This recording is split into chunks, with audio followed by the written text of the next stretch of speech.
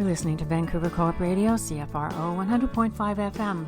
We're coming to you from the unceded traditional territories of the Squamish, Musqueam, and Tsleil-Waututh nations around Vancouver, BC. I'm your host, Bernadine Fox, and this is the show that dares to change how we think about mental health. Welcome to Rethreading Madness. When I've never been further from knowing what the hell I'm gonna do, when I can't seem to find my way under or over or through.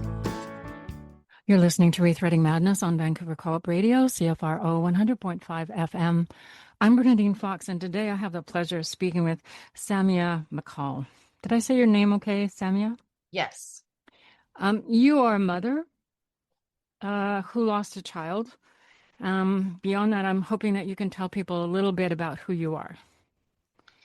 I am a writer, an advocate, and a spiritual guide. I was formerly an attorney. As you said, I lost my daughter, Masa, to suicide almost 3 years ago. And during her mental health crisis, I discovered that we are both actually autistic. And that kind of led me down the road of becoming an accidental advocate for autism and disability rights. So that's kind of what I do now in my work. I like that term, accidental advocate. I can imagine all kinds of reasons why you might end up an accidental advocate, but tell us how that happened to you. Well, let's see, where should I start with this? Throughout my life, I would have called myself a mental health advocate. Early in my life, I felt different, I guess, and found myself in the situation of needing mental health services. And like most people, found myself being pathologized for what I would call normal reactions to my environment. And also, I guess I maybe want to start this or throw out here that as I noted, I identify as autistic, which comes with many co-occurring conditions, including motor planning ones like dyspraxia and apraxia. So for me, spoken language doesn't come naturally, even though I did work for a long time as an attorney and a law professor. Speaking sometimes comes with feeling like I need to translate myself. Words don't come naturally. So if you notice pauses in my speech or a different cadence, that's part of the disability and part of unmasking. And for a long time, I felt so much shame around that. So I just want to put that out there, that speaking a lot of times for autistic people, it takes a massive amount of energy. And that's not something that's recognized. So, well, I encourage you to unmask away. Thank you. And this is one of the reasons I advocate so much now for early identification. It helps in understanding and giving grace, because if we go through life not understanding how our brain works, there's so much shame. Why am I struggling? Why is this thing hard? And we don't know. But if someone helps us know why things are hard, then we can have grace, and the people around us can have grace for that. Mm-hmm. So in early, I started engaging with the mental health industry at the age of 16, and was diagnosed with various things, from eating disorder, anxiety, depression, and none of those labels helped me understand myself or help me get better. I was medicated, and I was always trying the next thing and getting another label. And I just didn't find healing. And quite honestly, a lot of the work I did pushed me further into abusive relationships because I was always trying to fix myself and trying to be more compassionate to people who were hurting me and trying to fix a brain that just didn't need fixing. Mm-hmm. And you can't cognitive behavior therapy yourself out of sensory issues. You know, I needed to understand that what my sensory sensitivities were. Right. I needed to learn how to accommodate myself. I needed a mental health professional who would look at me and say, well, maybe this thing isn't working because we haven't applied the correct label. Instead of maybe you're treatment resistant. The system doesn't question itself, it questions the individual, and they do this across a lot of things. Oh my In God. Yeah. in my Yeah. opinion, like you have a woman who's the victim of domestic abuse who goes to get help, and she's labeled anxious and medicated. It's, always about how can we fix the individual so the individual adjusts to the sick environment, not how do we change the environment, because the person sitting in the chair is the only lever that they have to push on, right? They Right. don't have the perpetrator that they can hold accountable. And I get that, but it's not making the world better. And in my opinion, children like mine are like Masa are canaries in the coal mine, and they're saying something very important. The environment is sick. So what are we going to do about it? Yeah, it's so true that what we do in this society is way too often pathologize responses to trauma and to look at people who are different as being abnormal. Rather than as just being different. I saw a Facebook post this morning, and it was about a child, and they have him sitting in a school desk, and the language is not that child's language. It's an adult's language about that child, about his brain working at the speed of light, and then perceiving that as the problem. And I don't perceive a brain that is working quickly as a problem. We might have a problem in terms of helping the child to be able to take full advantage of that. But the idea that we need to help them slow down, I start to wonder whether it's not the same thing we're doing everywhere else, which is pathologizing trauma, or like you said, taking somebody who's a domestic violence survivor and trying to fix them rather than looking at the offender as well. So it's Right. Where's the curiosity? I understand that as human beings, we have an innate desire to sort things into category sorry, that's sort okay. things into categories and label things neatly. We want to organize, but it doesn't work that way. And children don't all learn at the same trajectory. We're not all the same, and Hmm. nor should we be. That would be so boring. So when we have a child that is different, that learns differently, that thinks differently, I don't understand why the reaction is to try to make that child conform and comply. Why aren't we more curious as to how this child is thinking differently, seeing the world differently? Because it's a beautiful thing, especially when supported appropriately. Right. The population that I find myself advocating for now is a population of twice exceptional kids, which is gifted plus disabled, like Hmm. gifted plus autistic, ADHD, dyslexic, or there's several other categories too. But what happens to these children, especially in the school system, is they are labeled as gifted, like my daughter and my other children too. but their corresponding disabilities aren't identified or supported often. No. And this causes a lot of issues mental health wise, because then they start to internalize something's wrong with them because they're told repeatedly, oh, you're so smart, you're so bright, you're such a good student, you get straight A's. Why can't you do XYZ? Why is your handwriting poor? This goes with the like dyspraxia motor coordination thing I mentioned earlier, which is a common co-occurring condition.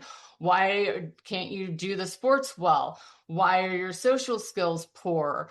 Why are you disorganized? And then they internalize, well, something's wrong with me because I can do this math problem. Math is so easy for me. Why can't I do this other thing? Why is the cafeteria so overwhelming with the lights and the noise and the smells? And this is what happened to my daughter. Mm-hmm. And then we would ask for help, and the reaction was generally, well, they just need, your kids need to tough it out. This is how the world Right. is. Yeah, Well, be normal, be normal, be normal, be the same. Just as an aside, I know you live in the United States where I live in BC. It's actually Vancouver, BC school system. They took out the whole label of gifted. And so when a child was gifted special needs, all they got left with was special needs. And so it was all about you're the problem, not about the gifts, not about the, where is this child excelling? It's just where is this child failing? And it's so backwards that you can see how just in that example alone, how children have such a hard time trying to get through school. That in a system that isn't recognizing the things they do that are wonderful and amazing. Autism has brilliance attached to it. yeah, I'm not an expert on autism, but certainly every person I've met who has autism, they have also been particularly brilliant.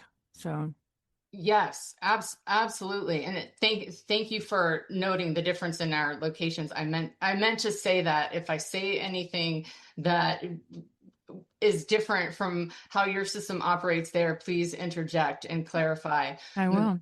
We have a lot of times here kind of there's people like to distinguish between a gifted classroom and a special education classroom as if they're two separate things, but a lot of times kids need both. Mm-hmm. And there's not really an avenue for that. And when you say the word autism, I feel like people have a very preset idea of what that means, unless they have been up close and personal with someone in their life who identifies as autistic. And it looks different in each person. We're all unique, and we have different profiles or different areas where it affects us. So I would encourage people to maybe update their views or talk to different people about what that means. And I think especially right now in the United States, there's very much a reaction of this is a trend, or people are identifying with the label for fun. And I don't really know why anyone would do that. Yes, it's flawed. I don't like the medical model of autism. I think it is viewed through a deficit lens. It was created by people who looked at someone through what they can't do. If you look at how it's written up in the DSM, it's written up as, okay, here's all the ways an autistic person is not like a quote unquote neurotypical person. Here's the deficits. But there are so many strengths also, as you note. And to me, it's kind of it's a different operating system. It's a highly sensitive nervous system that struggles to operate in our current world that is just kind of like a fire hose blasting information everywhere. And we are, for the most part, misunderstood and unseen. And it's an exhausting way to be when you go through the world and everything is too loud, too bright, too smelly, and you don't really think in words, you think in patterns and symbols and ideas, but everyone's speaking English or whatever language, everyone's using words. And so you're having to translate all the time in order to interact. So people say you have social difficulties, but really you're just having to translate yourself to try to connect. And then the narrative is connection, connection, connection. We have to connect. I'm a member of the Squamish Nation and the Yagalans clan of the Haida Nation. But you're listening to Co-op Radio, CFRO 100.5 FM. Language. We live, work, play, and broadcast we from just have to take a little ancestral break, and unceded territories but we'll of the be right back, folks, and we're going to Squamish and continue Tsleil-Waututh on nations. talking about autism and some of the ways that people are misunderstood and the impact that has on folks who have or live with autism. I'm not You're sure listening to correct Rethreading Madness on language is in Vancouver that, but Co-op you can Radio, tell me, CFRO Samia, when we get back. So we'll be 100.5 right back, folks. FM.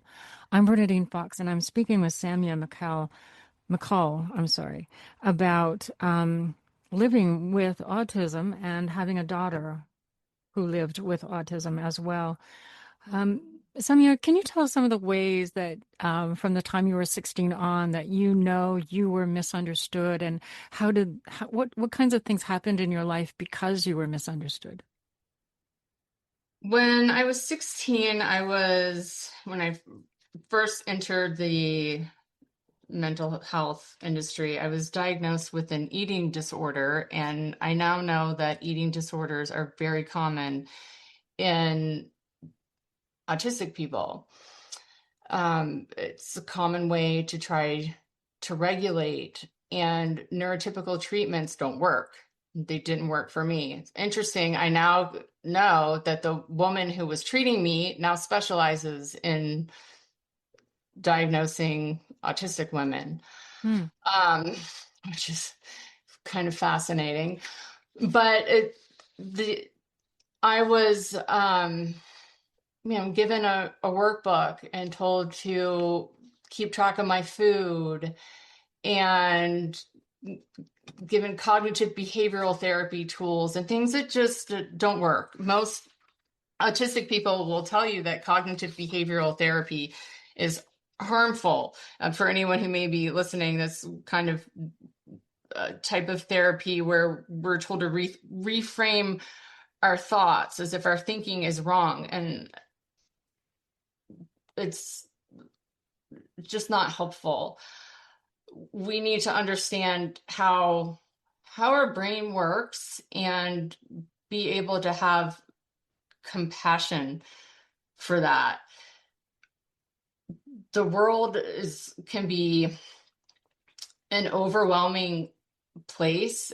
For me, I needed to understand my sensory sensitivities. I needed to understand that the environment that I was in wasn't safe. Autistic people can have hyper empathy, and learning about that and kind of how to protect ourselves and how to have boundaries around that, I think, is really important. We can have a very kind of acute sense of justice and fairness, and understanding that, and maybe understanding that not everyone is like that, is really important. So to go through the world, and my daughter was very much like this too. So to go through the world being hyper empathetic and very in tune with fairness in the world, how it is today, is a recipe for disaster. So it's very important, I think, to have someone be able to explain, this is how your brain works. This is how your heart works. Not everyone is like this. And these are some tools that you can use to protect yourself. No one ever said that to me. Instead, I was told, here's how you should change. Here's how you should accept the people around you more. Here's some medication. The medications all had horrific side effects. There's research now about SSRIs and how they're really not, they're contraindicated for autistic people. I tried several, and the getting off of those for me was, the side effects on them were bad, but getting off of them was even worse. And especially Zoloft, I had these brain zaps that were terrifying. And when I told the psychiatrist about it, I was gaslit around it. Like, oh, I've never had anyone. I hate that comment. Oh my God, I hate that comment. Anything like that. And this was kind of before the age of internet forums where you could find people having similar experiences. Right. Thank goodness that that's now a thing. But now I see that's really common. Like, that's a thing where people talk about brain zaps and Zoloft withdrawals. Right. So the fact that a psychiatrist would tell me that no one ever said that, I have a hard time believing that. But they just kind of, hand out these medications like candy without talking about the side effects, which are huge, without talking about the plan for how to get off of them and how hard it is to get off of them. Right. And it's a horrible thing. I mean, we used to institutionalize people that we thought were mentally ill, and now we it's really not that much different, in my opinion. We just we're doing it voluntarily to ourselves. It's kind of a chemical restraint and forced compliance. Yeah. Yeah, a lot of those medications could be absolutely identified as a chemical restraint. Certainly a lot of the neuroleptics, yada, yada. You talked about tools in terms of helping people understand, well, not understand, but how to cope. What do those tools look like? Well, now that, later in life, I understand how my brain works, I can accommodate myself in a much different way. For example, things I always called anxiety are actually sensory overwhelm. So once I reach a certain limit in what my nervous system can handle as input, I can start to feel things like irritation, or get short with the people around me. And I used to shame myself for that and think, well, what's wrong with me? I should be more patient. I need X, Y, or Z coping tool, as my therapist would tell me, mindfulness or whatever other thing they would tell you to do for anxiety, or maybe more exposure to the thing. But that was never it. I need less, actually. I need to just remove myself from the thing. So if I notice myself starting to feel that irritation, I just need to go in the other room and remove the stimulus. I need noise canceling headphones. I need a weighted blanket. I need to maybe engage in a special interest, or these are things that help autistic people. Right. And had I known that earlier in life, it would be different. And I have other living children who now understand how their brains work and can do those things. And I can see what a difference it makes in their life. And my daughter didn't know that. And by the time we figured that out for her, it was too late. She had had years of masking, years of shame, chronic burnout. And she had a suicide attempt 6 months before she died, which is what kind of led me to figure this out. Because before her attempt, I saw things that looked, a little bit like anxiety, and I had bought into this whole mental health industries where you go for help thing. So I took her to therapy, and then she attempted suicide, which seemed completely disproportionate to anything we had seen. And I have always spoken very openly about mental health and my own mental health journey. And, we talk openly and we do all these things. And so the fact that I would have a child that would attempt suicide after I had done all the things that I've been told to do around mental health my whole life seemed wild, right? Like that shouldn't happen. So being an attorney, I started researching and I find a link between autism and suicide and think, how could I not know this, having, had my hands way deep in mental health my entire life? Well, they don't talk about it. I talked to my own therapist about it, and she kind of gaslights me around the research. Even though I have the actual studies, and she's telling me that I need to contact the people that do the studies and tell them that they need to do a better job of getting the studies out. Well, it's medical studies. I'm sorry, I'm frowning over here. You can't see me frowning, but I'm frowning. I don't understand even the thinking around that. She told me so in the United States, therapists go to something called CEUs, like continuing education unit, to keep their license. So she had recently gone to a CEU around suicide prevention, and she told me that they hadn't mentioned anything about a link between autism and suicide. So there must not be the sufficient research if they weren't talking about it at their CEUs. But I'm sitting there with the actual research, and there is a lot of research on it. So she wasn't curious about what I had found. And she also didn't believe me when I came to her and said, I think this about myself. I think this about my daughter. And I actually am going to get a diagnosis, and I have she wasn't curious.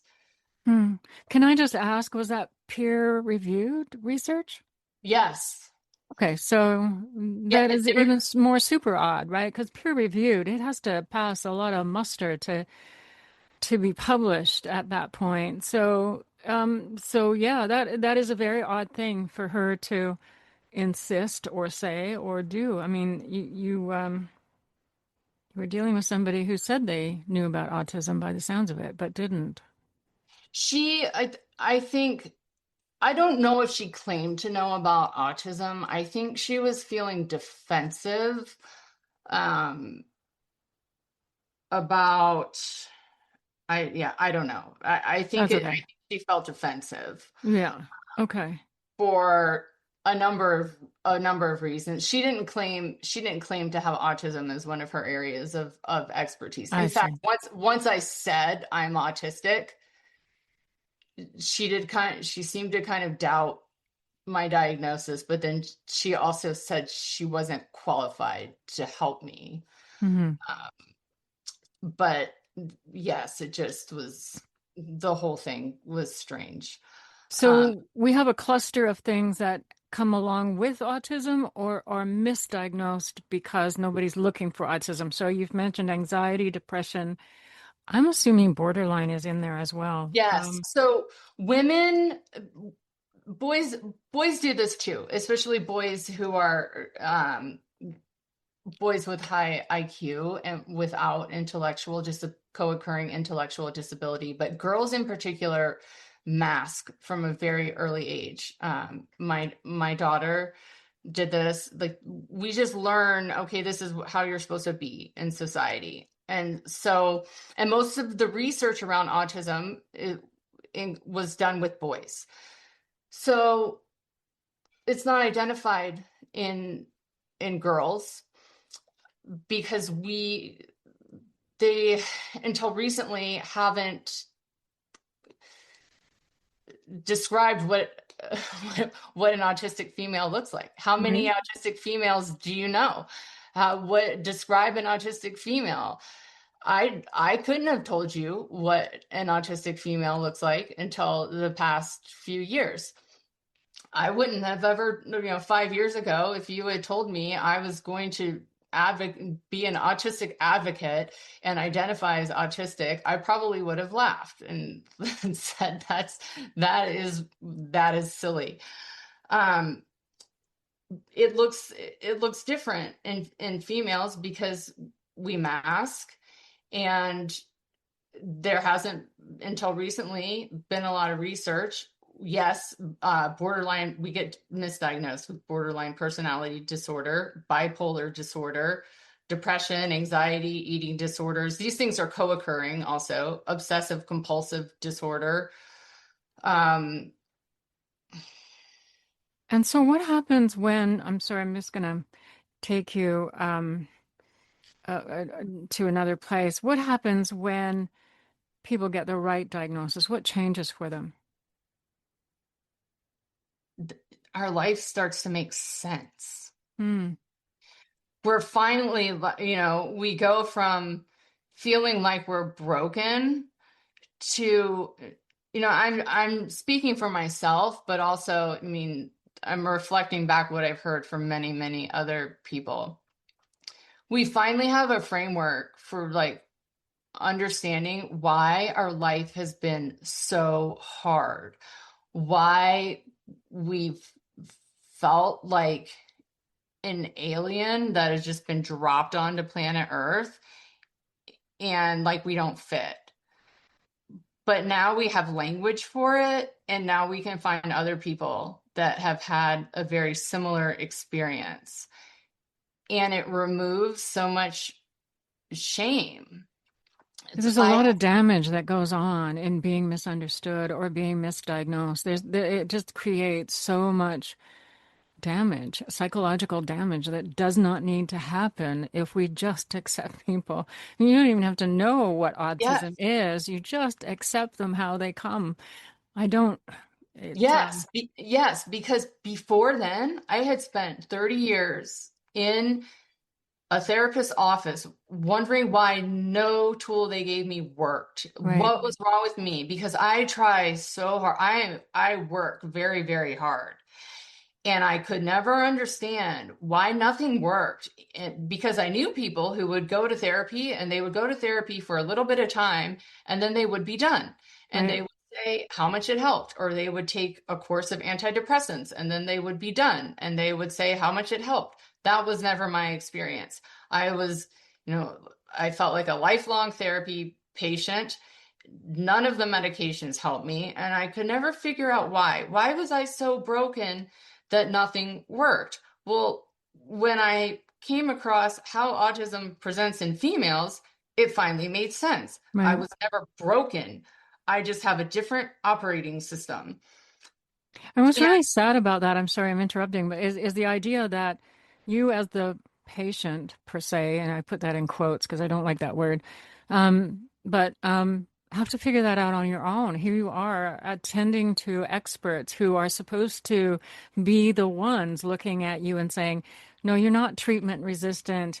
We just don't understand quite what you need yet. Not what's wrong with you, but what you need yet. And so it's just flabbergasts me to think that as the person that's going in for help, the one that doesn't have the knowledge, the one that doesn't have the training, is the one that has to figure it out. Like, what were the therapists doing? It sounds like they were just telling you, they were pathologizing you.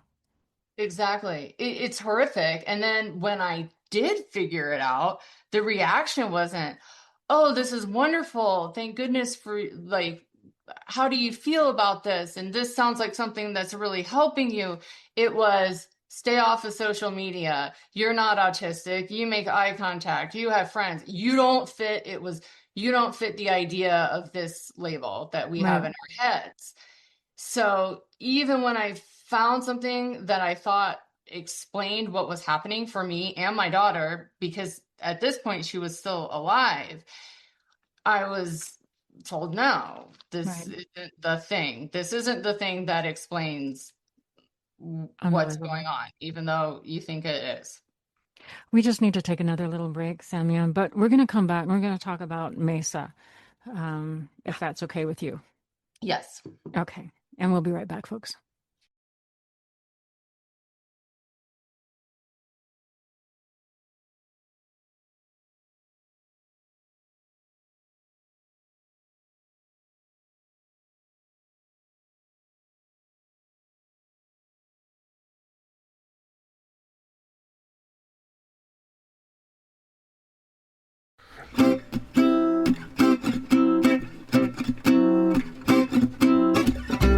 Co-op Radio, 100.5 FM, Vancouver's community radio station for 50 years. With great local music, arts, public affairs, many languages, and all kinds of great stuff. Support us for our spring membership drive at www.coopradio.org and learn how to become a member today. Today. Nice job.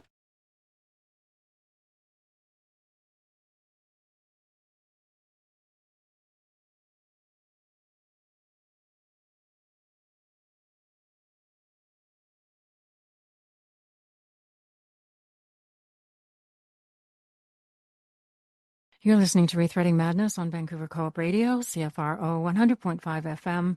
I'm Bernadine Fox, and I'm having the pleasure of speaking with a woman by the name of Samia McCall, who is autistic, lives with autism, I guess you say. Is that the right term, Samia?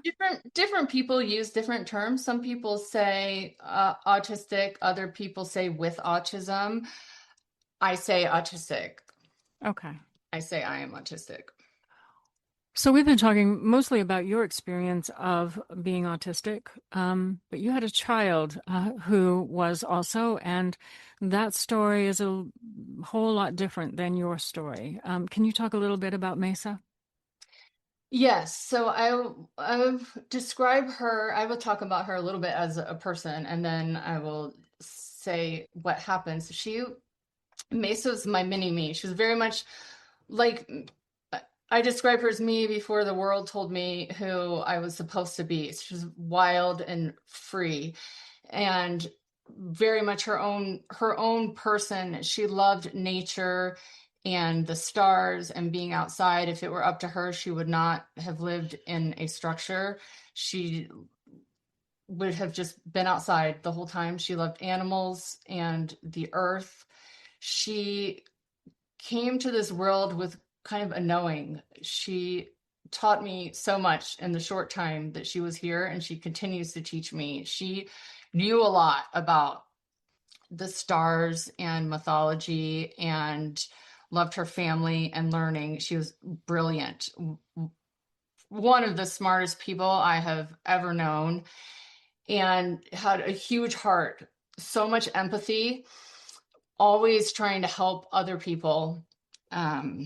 And I miss her in her body, but she is still with me and helping me do the work that I do now and make the world a better place, the type of place where she could have stayed.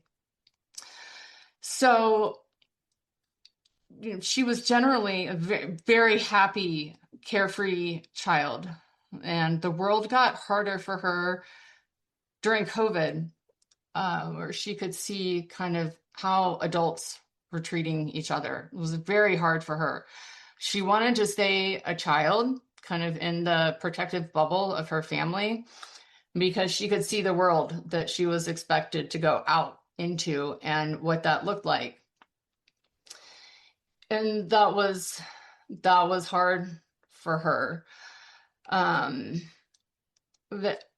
From an early age, we could kind of see some of the differences in her that I now can see. Well, those were clear signs of autism. One was like hyperlexia. She was very, very advanced in reading. And I think that's now more recognized as a sign of autism in girls, but it wasn't when she was young. She wasn't that interested in playing with other kids. She would kind of play what she wanted, based on activity. She wouldn't have a best friend. She would just play the activity that she wanted to be playing. And I asked teachers about those things, but was mostly told that she was fine because she was kind of keeping up with the academic benchmarks every time. She struggled socially, kind of just always, but her grades were fine. She was a straight A student until the day that she died. So as she got older, things got harder, mostly socially. And I think sensory wise as schools got bigger, and middle school especially, that was kind of the breaking point where you go in the US from one class to multiple classes and a much larger building, and the bells ringing, and the sensory environment and the tax on the executive functioning is just a lot. And when we would ask for help and support, it was just kind of, no, she's fine. Her grades are fine. She's doing well. But we could see that she wasn't. And there's something called autistic burnout, which kind of happens, it actually happens pretty early to autistic children, which is another reason that identification is important. And it's just chronic nervous system overload from masking and just repeated sensory overwhelm. It gets mistaken in the medical model for depression because it can look similar, but the treatment needs to be different. And treatment for depression can actually exacerbate autistic burnout, because the things that help depression can make autistic burnout worse. For example, if you're depressed, someone might tell you, well, you should do more. You should go out with friends, you should exercise. Those things can make autistic burnout worse, because autistic burnout generally needs for you to remove demands, deep rest, and removing sensory stimulus and engaging in special interest for a long period of time. And that is what Masa needed. But people didn't think she was autistic. And so when I would say she needs to be out of school, she needs to go somewhere and sit in nature and do nothing for a long period of time, people would look at me like, what? No, like, yeah, there's no one in the world that says go hide in your bed or your room and do nothing and keep all the lights off and don't do anything unless you really want to do it. That's it. I mean, nobody sends that out as the course of treatment for anything.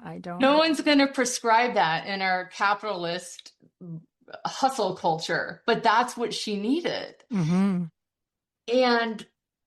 the fact that we're not identifying autism, and we're not talking about autistic burnout in autistic people, is leading to a lot of deaths, in my opinion. How so? Because there's a correlation between autistic burnout and suicide. And there are many people in the autistic community that are talking about that, but there are not many people outside of the autistic community that are talking about that. Right. Because there are autistic people will tell you, when we get so burnt out, we have suicidal thoughts. But in the medical model, there seems to be this thought, well, suicide is the end result of depression. But it's not that simplistic. No, I can't imagine that it is, honestly. I think, I mean, depression is a clinical diagnosis. The suicide can come out of a lot of things, but I've never actually had this conversation with anybody, so I'm sort of struggling with words, but it makes sense that suicide does not always come out of depression. Honestly, you just have to look at the whole MAID program that we have, which they try and call it MAID. They try to say it's not suicide, but there is suicidality in MAID. And so long as you have a physical illness here in Canada, you can apply to have medically assisted assistance in dying. And I'm not sure what the difference is between that and suicide.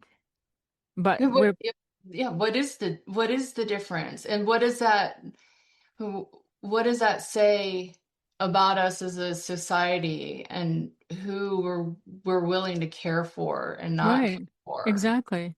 And if you're living in a life where it's intolerable, are you depressed, or is your life situation intolerable? And I think that from our conversation before, that was what happened for Masa. Yes. Yeah. Can you talk a little bit about that? What happened for her?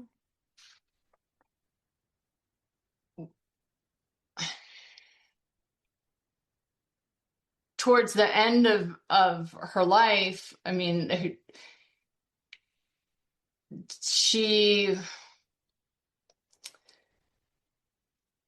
was let's see. I think I had tried to explain to her, there's nothing wrong with you. You have a different brain. I have a different brain. And we just see the world differently. Right. And I think at that point, she had had years of masking, years of burnout, and she needed a lot more than just her mother telling her that her brain was wired differently. Right. She needed, and I don't know what exactly she needed. She needed the world to be different. She needed maybe she for sure needed other people who could see her and understand her. When she had a suicide attempt, she was met with a lot of judgment and shame, not understanding. Generally, the reaction was and is for a lot of people, how could you do this, or why did you do this? And they're put in somewhere that looks like prison. It's not a therapeutic environment. And she was brilliant, and so she didn't see where there was help. I think she felt shame and like she was a burden. And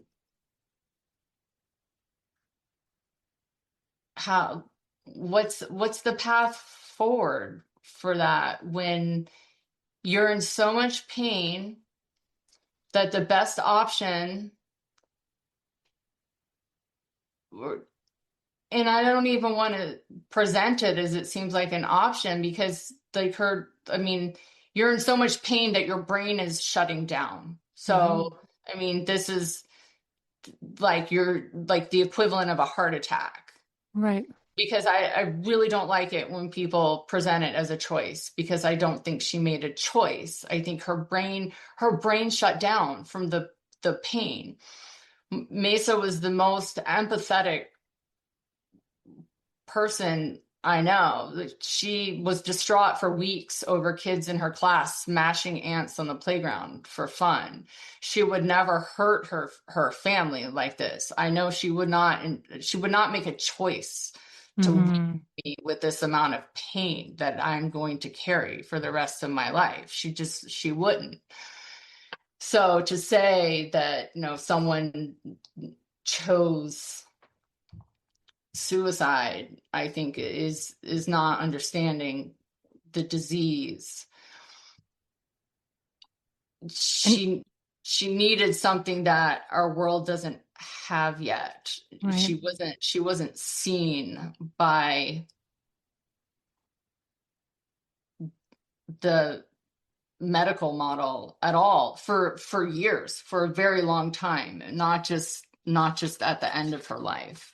What did the medical model offer her?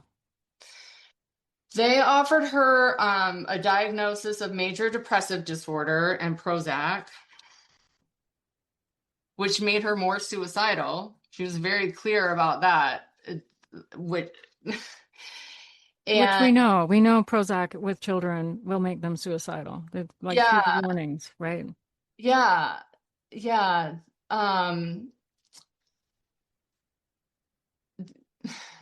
They offered her an inpatient psychiatric hospital that looked like prison, and, not a place where they didn't really communicate with us, and then didn't give her autonomy, and it was a very traumatic experience where we couldn't communicate with her, and then they were doing things that they weren't, just the communication was very poor. Like they we asked a lot of questions, and they were doing things without our permission to her, and it was awful. It was awful. Not healing. It basically was prison. There was no therapeutic activity happening there. They had her fill out a safety plan, which anyone can fill out a safety plan. Yeah, it actually sounds like what I hear over and over is that people actually come out of inpatient hospitals more suicidal than they were when they went in. Yeah. Yes. And because it is not healing, it is punishment for the most part in so many ways. Yes, she was basically punished for, her reaction to being traumatized for being an undiagnosed autistic girl in this world that is hostile to autistic people. And then given a medication that very well made her even Yes. more suicidal. Yes. So Masa died? Yes. She had an attempt in May of 2023, and then she died 6 months later. Mm-hmm. And I think it was pretty clear to her after her attempt that, she knew, she could see what the help was. Right. And there wasn't help available for Right. her. And she knew that her family would fight for her, but she also knew what was available outside of the home. Yes. And it's sad that there's a lot that needs to change. It's also a little terrifying if you are a parent of a child or a grandchild about to hit, teenagehood and all the things that brings with it. If they are also living with autism, it makes it sounds a little scary and daunting trying to figure out how to get these children into adulthood with the coping skills they need and the tools they need to stay alive and have a good life in this world that doesn't accept them. It is scary. And I will tell you, I have another one of her siblings. We made radical changes after her death. He is not in the school system. Right. And I don't know what the path to adulthood looks like. It is non-traditional. I don't know that we would have done this path had she not died, but it's one that I'm doing, and I can see what a difference it makes in mental health. Having him not in the school system, having him embrace his brain wiring, having him have affirm his identity and who he is without shame. It's a beautiful thing. It is, absolutely. And I will tell you, even though you may not know what that path looks like, I have witnessed children going into a non-traditional high school that was a free democratic school where they decided what they were going to learn and how they were going to learn it. And all of their differences were allowed and accepted. And those kids to this day are the most incredible people. I've never seen a group of young adults who have more self-responsibility and more care for each other, and they're just great people. So, and none of them have been held back because they went to an alternative form of education. We have to stop, Samia. I'm sorry. I don't feel like we're done talking. Is there anything that you would like to say in finishing up here? Thank you. Thank you for having me. Thank you for this conversation, and thank you for the work that you're doing. I appreciate it very much. Well, you're welcome. And thank you for sharing this story. It's a very important story, and we all need to be getting it because kids are falling through the cracks. So thank you. Thank you. And we'll be right back, folks. Hey folks, it's Steve Ferguson, your 21st Century Schizoid Man, here to invite you to join me on Tuesday nights at 7 p.m. for your weekly dose of progressive and experimental rock. I get crazy guest callers, I fight the turntable, and I dig up the most obscure music from this century and last. I've got prog metal, art rock, math rock, fusion jazz, and psychedelia all packed into my weekly hour. You want it? I've got it. Just name it, I'll play it. That's Prog Rock Alley on Tuesday nights at 7 p.m. 100.5 FM, CFRO, Vancouver's Co-op Radio. See you there. You're listening to Rethreading Madness on Vancouver Co-op Radio, CFRO 100.5 FM. I'm Bernadine Fox, and that's our show. My deepest gratitude to Samia McCall for speaking with me about her and her daughter's experience of autism and how the lack of appropriate mental health interventions led to the death of her child, Masa. Music today was by Sherry Ulrich, and to you, our listeners, thank you for joining us today. Stay safe out there. You've just listened to Rethreading Madness, where we dare to change how we think about mental health. We air live on Vancouver Co-op Radio, CFRO 100.5 FM, every Tuesday at 5 p.m. or online at coopradio.org. If you have questions or feedback about this program, or want to share your story, or have something to say to us, we want to hear from you. You can reach us by email, rethreadingmadness@coopradio.org. This is Bernadine Fox. We'll be back next week. Until then. When I've never been further from knowing what the hell I'm gonna do, when I can't seem to find my way under or over or through,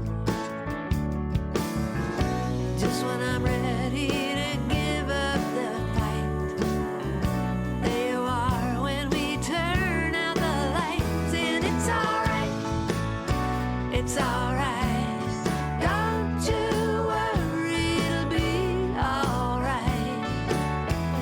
Why do I always believe it when you tell me everything's gonna be alright? Yeah.